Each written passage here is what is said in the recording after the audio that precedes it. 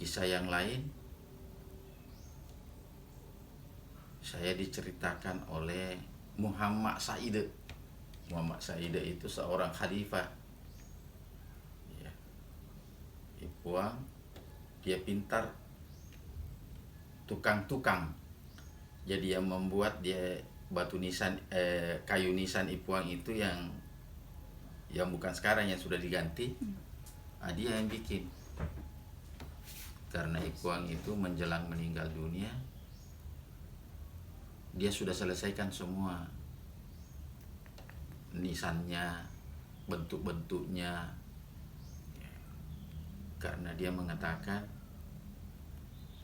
saya khawatir kau buatkan saya bukan sesuatu yang saya suka. Jadi saya bikin sendiri yang saya suka. Selesai, tidak lama meninggal.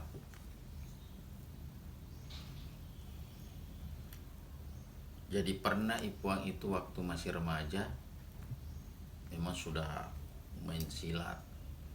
Mungkin juga baca-baca itu sudah ada sejak kecil ya.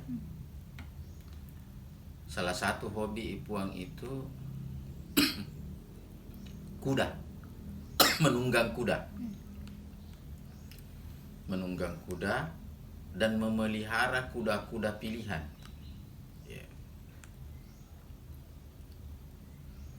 Suatu waktu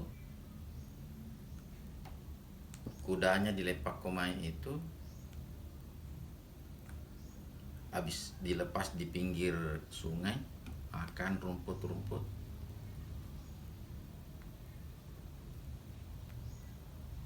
Diterkam buaya. Dulu banyak buaya di lepak komai. Ganas buayanya. Entah Ipuang berada di bagian mana, ada yang lari.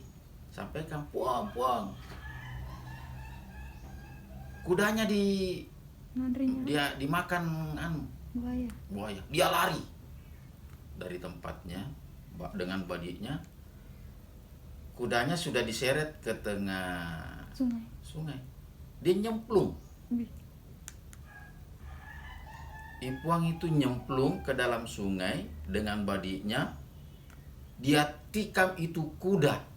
Dia tikam itu buaya di perutnya. Mati itu buaya. Tapi kudanya juga sudah mati. Dia dapati buaya itu makan kudanya. Dia turun nyemplung ke sungai. Dia tikam itu buaya sampai mati juga. Coba bayangkan itu keberaniannya Ipuang itu. Tidak ada orang yang berani seperti itu. Buaya besar di sungai yang dalam, dia nyemplung, dia tikam di bawah. Masih hidup ayahnya. Abdullah masih hidup. Saya membayangkan Ipuang belum ke Mekah waktu itu. Marah dia punya bapak. Namanya Ipuang itu waktu kecil Muhammad Saleh, tapi dia dipanggil Muhammad. Puang Abdullah mengatakan, iya ronaseng i Muhammad napasi ngumpu ya lena buah jahe. Dimarahi. Napasi ngumpu ya lena buah jahe, artinya siap mati menghadapi buaya. Tapi tidak langsung dia dimarahi. Ipuang marah sama orang.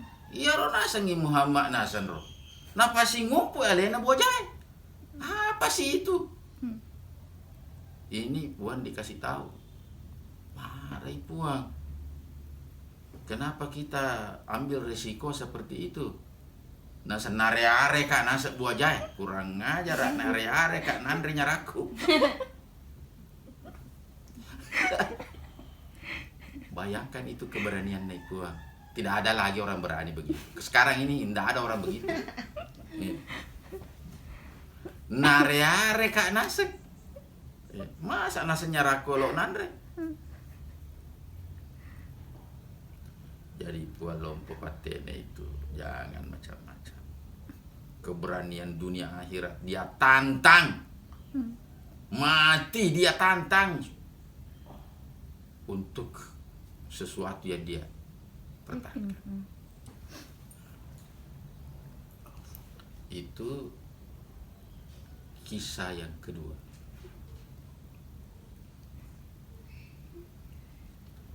Biar kita jadikan tiga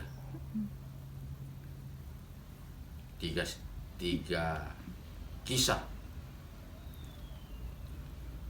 Yang ketiga, kisahnya Ipua waktu kecil. Kira-kira remaja ini. Ikut-ikut berjamaah, ikut zikir. Jadi Ipuang itu salah satu bentuk kenakalannya, kalau orang berjamaah, banyak dari dulu orang banyak berjamaah. Kalau orang rokok begini, dia tinggal begini. Nah, lihat semua orang yang ikut sembahyang. Nanti kalau orang bakit baru dia rokok begini. Kalau orang sujud, dia tidak sujud, dia begini-begini dulu. Dia lihat semua orang yang sujud. Kalau dia zikir, dia begini-begini. Dia lihat-lihat semua orang zikir. Nah, satu waktu, Puang Abdullah memimpin zikir. Tiba-tiba buka mata, dia lihat. Ini Muhammad ini tidak zikir. Dia lihat-lihat saja orang. Itu menurut berita, tasbihnya Ipuang itu besar. Seperti itu besarnya. Karena itu memang tasbihnya Ipuang itu.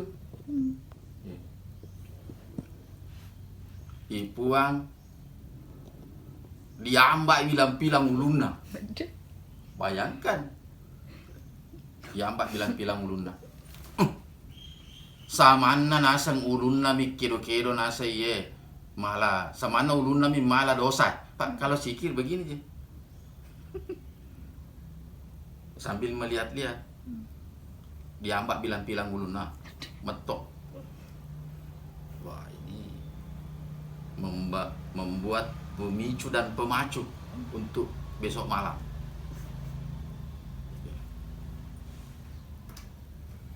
Jadi ceritanya Ipuang itu habis dia dihantam tasbih kepalanya karena goyang-goyangnya kecil.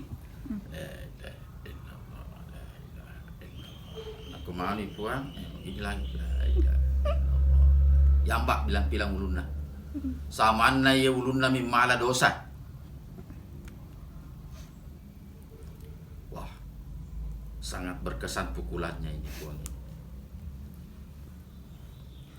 Besok subuh, sebentar subuh, kayaknya ini Isya diambak. Jadi Muhammad, dia ikut sembahyang. Matongan-tongan nih, dek nana barani puri ambak bilang-bilang. Dia berzikir. Nggak tahu sengaja atau memang petunjuk ya. Waktu dia berzikir subuh-subuh itu dia tidak bilang la ilaha illallah. Nah. Ita tongan apa? Itu yang dia ulang-ulang. Ita tongan nak puang dan berhenti jam 9 pagi. Ipuang biarkan. Ayahnya biarkan dia. Ipuang bilang, ini bukan orang anu ini. Majzub nih sudah majzub. Karena dia bilang tidak bilang la ilaha illallah, bilang ita tongan nak puang. Ya biar masih kiri itu. Masih remaja.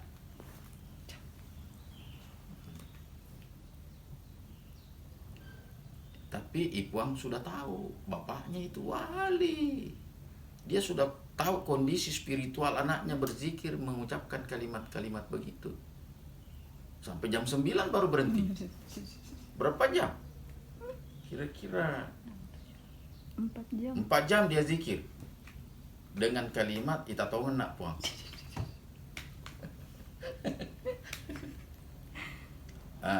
Itu masih banyak lah kisah-kisah yang lain. Nanti kita mungkin anak cucunya tidak tahu ini kisah. Iya, tidak tahu, dia belum lahir atau sudah lahir, tidak ada suatu kondisi di mana dia bisa dengar itu kisah-kisah. Iya, saya dikasih tahu itu tukangnya Ipuang itu. Ipuang sendiri yang ceritakan. Jadi maksudnya kita itu mengungkap kisah-kisah guru seperti ini supaya cinta kita, kerinduan kita ya, kepadanya bisa membuat kita termotivasi untuk makareso ya, menuntut melaksanakan apa yang telah diperintahkan oleh Ipuang. Mudah-mudahan kita bisa mendapat pengakuan Ipuang sebagai murid, karena kita yakin bahwa dengan pengakuan Ipuang kita sebagai muridnya itu menjadi syarat Muhammad akan mengakui kita sebagai umatnya. Dan ketika kita diakui oleh Nabi Muhammad sebagai umatnya, itu adalah modal kita untuk mendapatkan ridhonya Allah, rahmatnya Allah, dan untuk mendapatkan keselamatan dunia dan akhirat, insya Allah. Jadi orang kalau sudah diridhoi oleh gurunya, insya Allah itu modalnya untuk mendapatkan ridho nabinya. Ridho nabinya adalah modal untuk mendapatkan ridhonya Allah Subhanahu wa ta'ala. Itulah yang kemudian disebut dengan sistem tarekat. Saya rasa itu bisa saya sampaikan pada pagi hari ini. Semoga ada manfaatnya. Dan saya ingin berwasiat ya kepada seluruh masyarakat Khalwatiyah ya, supaya mengamalkan ijazah yang pernah saya terima untuk mengikatkan diri kepada guru. Kita membaca Fatihah 21 kali sesudah sholat maghrib. Kita membaca Fatihah kepada guru 21 kali sesudah sholat sunat subuh sebelum qamat. Beliau sendiri memberitahukan, niatkan sebagai pengikat antara dirimu dengan aku. Beliau mengatakan, de umamala riapalanna, baca Fatihah mulu ke dia, tak butuh.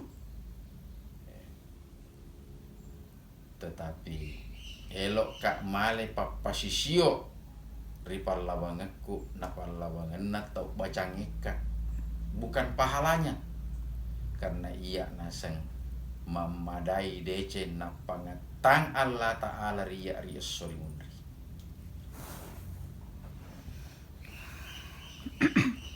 Mudah-mudahan kita semua yang mendengarkan konten ini, menyaksikan konten ini, kita melaksanakan makareso, bacakan Fatihah Ipuang.